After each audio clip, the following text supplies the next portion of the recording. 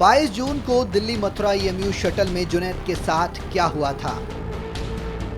जुनैद की हत्या किसने की?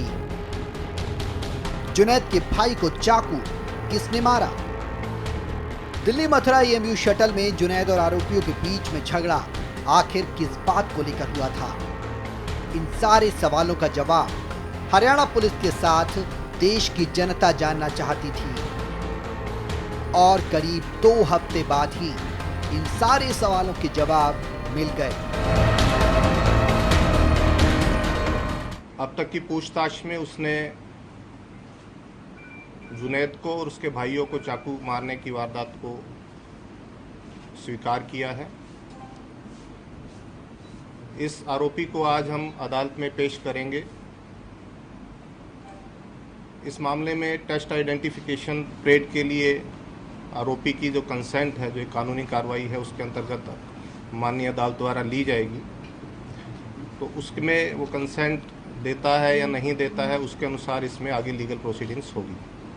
अगर कंसेंट नहीं देता है तो we will request the learned court for 3 days police remand.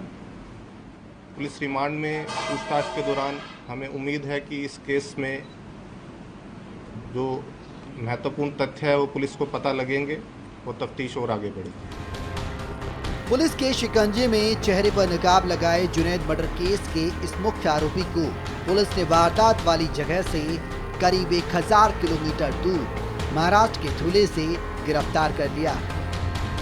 Haryana police ने जुनैद की हत्या वाले मुख्य आरोपी का पता देने पर 2 लाख के इनाम की घोषणा की थी। आज पुलिस ने ये बताया, बल्लभगढ़ में वारदात को अंजाम देने के बाद आरोपी महाराष्ट्र के धुले में कैसे पहुंचा? अभी तक वेपन की रिकवरी नहीं हुई है। पूछताछ में इसने ये माना है कि ये चाकू इसी के पास था। अभी 3 दिन के रिमांड पे अभियुक्त को लिया जाएगा। वारदात को हुए 15 दिन हो गए हैं, तो ये ज़रूरी है कि अभियुक्त से लगातार साइंटिफिक तरीके से पूछताछ की जाए ताकि तथ्य पूरी तरह से उजागर। सीक्वेंस देखिए, अभी क्योंकि ये दिस इज ऑनगोइंग इन्वेस्टिगेशन, अभी in the interest of investigation बहुत ज़्यादा फैक्ट्स रिवील करना ठीक नहीं रहेगा। जो झगड़ा है, जैसा कि मुदई ने भी बताया, जो केस के कंप्लेनेंट ने बताया, वो ओखला स्टेशन से शुरू हुआ और बाद में बल्लभगढ़ के बाद जो चाकू मारने की घटना हुई है। पुलिस के मुताबिक आरोपी हरियाणा के पलवल का रहने वाला है, जिसने जुनैद और उसके भाई को चाकू मारने की बात कबूली है। पुलिस का कहना है कि जुनैद की हत्या सीट को लेकर हुई। आरोपी और जुनैद में दिल्ली के ओखला से सीट को लेकर झगड़ा शुरू हुआ और हरियाणा के बल्लभगढ़ पहुंचते पहुंचते झगड़ा इतना बढ़ गया कि जुनैद की हत्या कर दी गई। बीफ की जो बात है, जो मीडिया में पहले भी आई है, इस तरह की बात अभी तक किसी अभियुक्त की पूछताछ में और किसी भी इवन कंप्लेनेंट ने भी जो पुलिस को स्टेटमेंट दिया है उसमें ऐसी कोई बात नहीं। लेकिन बाद में मीडिया के कैमरे वहां पर लगते हैं तो वो बीफ की बात वहां पर आती है, तो हम देखिए, हमें जो उन्होंने स्टेटमेंट दिया है, जो रिटर्न में स्टेटमेंट है, उसमें बीफ की कहीं कोई बात नहीं। बल्लभगढ़ में जो डिब्बा जब ये कहते हैं कि भाई हमको उतरने नहीं दिया, तो ऐसा कुछ था कि इनको उतरने नहीं दिया या ये जबरदस्ती? I am again repeating, it is open investigation. Let police complete the interrogation of main accused. एक चीज सामने ये आ रही है कि सर चाकू जो है वो जुनैद के भाई लेकर आए थे। इसके साथ अभियुक्त, मैं I have already answered this query. The accused till now in his interrogation has accepted that the knife was with him. मुख्य आरोपी की गिरफ्तारी से जुनैद के परिवार ने संतोष जताया है, मगर परिवार पुलिस की इस बात से इत्तेफाक नहीं रखता कि सीट को लेकर हुए विवाद के बाद जुनैद की हत्या की गई। जो आरोपी अरेस्ट किया है, ये भी बात सामने आ रही है कि उन लोगों ने इसके साथ मारपीट की और ये इंजर्ड भी हुआ, इसके हेड इंजरी भी हुई है। We are interrogating him and again I am saying he will be on police remand and after the complete interrogation we will reveal the actual picture. So how many more people are we? ये सब बातें तो रात press note में बता दी थी आपने। क्या? जो बातें अभी आप बता रहे हैं कि नाम उसका टेक्निकल कारण से अभी बहुत सारी चीज़ें बातें नहीं हो रही। देखिए अभी सारी चीज़ें आपने क्लियर कर दिया था, आप लोग खबर भी जा चुके हैं, चैनल में दिखा दिया है। अगेन आई एम सेइंग नहीं, अगेन मैंने आपको उनका कहाँ से चढ़ा ये बताया। चाकू उसके पास था, सर ये बताइए कि चाकू उसके पास था, ये बात नहीं बताई है। किस तरीके से धुले तक पहुंचा, किस तरीके से कहां तक पहुंचा, कैसे भागा कि क्या अभी तक इसने जो पूछताछ में बताया है, ये कुछ दिन अपने घर भी रहा है, ये मथुरा और वृंदावन भी गया है। उसके बाद अपने किसी रिश्तेदार के थ्रू ये धुले में वहाँ पे कोई प्लांट है, उसमें इसने नौकरी की है कुछ दिन, 3-4 दिन। अब आपको बताते हैं कि 22 जून को आखिर जुनैद के साथ हुआ क्या था। क्या हुआ था 22 जून को? जुनैद अपने तीनों भाई हाशिम, मोहसिन और मोइन के साथ ईद की खरीदारी कर दिल्ली से लौट रहा था। ये तीनों लोग सदर बाजार से EMU में सवार हुए।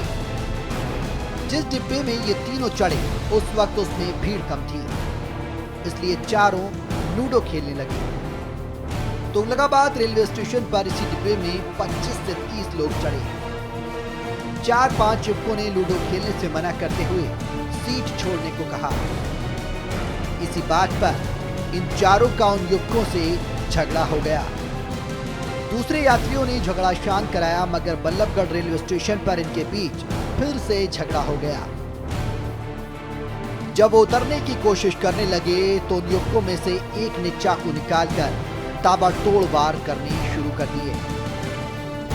सबसे ज्यादा चाकू जुनैद को लगे। पुलिस जुनैद को सिविल अस्पताल ले गई, जहां उसकी मौत हो गई। उनका क्या रोल है इसके बारे में इन्वेस्टिगेशन कर रहे तो हैं। वो अभी तक पकड़े नहीं गए हैं, वो दो CCTV देखिए again I am repeating, let us complete the interrogation. अच्छा जो लोग शुरू ये बता दीजिए। झगड़ा रामेश्वर से शुरू हुआ। क्या रामेश्वर का नॉट जो ओखला में झगड़ा शुरू हुआ था उसमें ये भी शामिल था। रामेश्वर के साथ था ये रामेश्वर को नहीं जानता। मृतक वगैरह क्या पहले उतर गए थे डब्बे में से, बाद में दोबारा चढ़े, ऐसा देखिए, कुछ था? अभी आप हमें पूछताछ कर लेने दीजिए, जो फाइनल पिक्चर होगा। जुनैद को बल्लभगढ़ उतरना था, तो आगे क्यों गया? उसके दोस्त थे, वो लोग आगे क्यों गए? मतलब अभी हम पूछताछ कर रहे हैं, जो फाइनल पिक्चर आपको बता दीजिए। इस वारदात के बाद जुनैद के गांव में लोगों ने ईद नहीं मनाई थी। यहां तक कि हरियाणा सरकार पर भी विरोधी उंगली उठाते रहे। अब जबकि जुनैद की हत्याकांड के 6 आरोपी पकड़े गए हैं, तो मुख्य आरोपी भी शिकंजे में आ चुका है। जाहिर है कानून दोषियों को सजा भी देगा, मगर ये सवाल बरकरार है कि भीड़ को इंसाफ करने का अधिकार आखिर कौन देता है? हिंसक क्यों होते जा रहे हैं? Bureau report, Haryana news.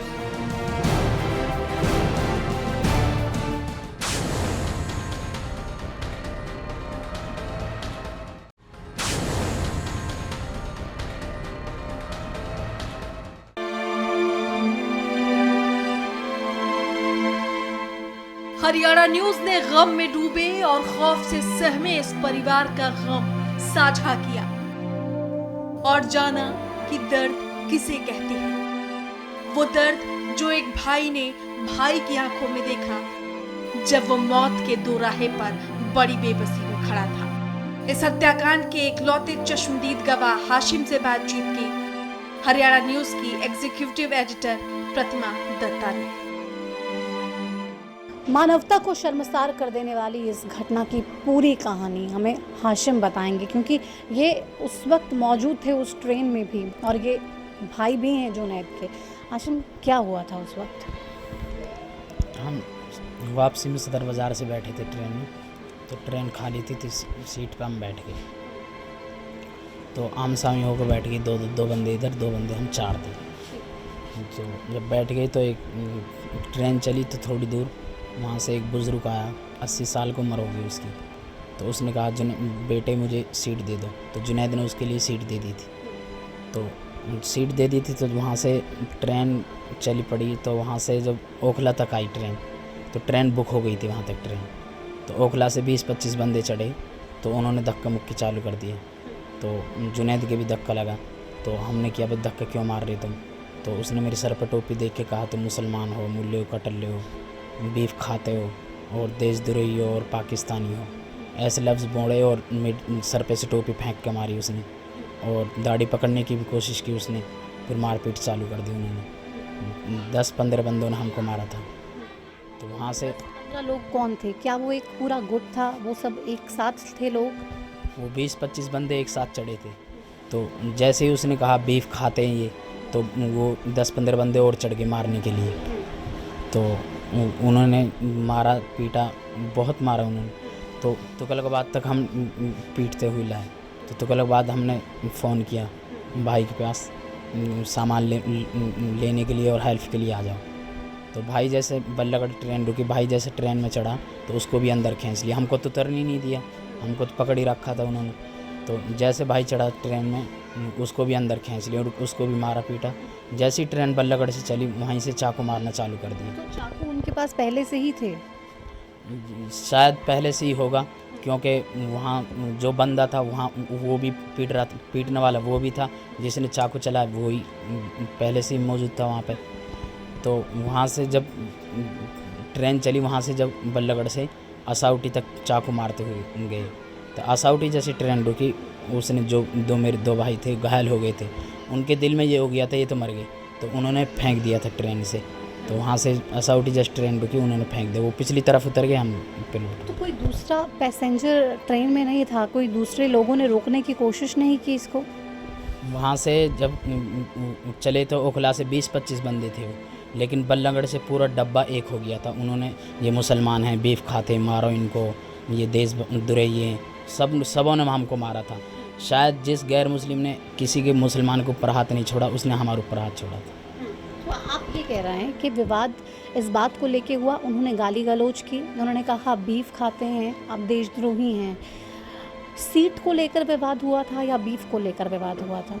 उसमें मेरे सर पे टोपी देखकर और बीफ के ऊपर, और हम मुसलमान हैं इसलिए इसके ऊपर झगड़ा असल हुआ था। और सीट हमने छोड़ भी दी थी उनके लिए, फिर भी उसके बावजूद उनको मारा। अभी क्या चल रहा है आपके माइंड में हाशिम? अभी तो सब नज़र में वही आ रहा जो ट्रेन में सब कुछ वो हुआ था। सदमा ज़िंदगी भर आप भूल पाएंगे?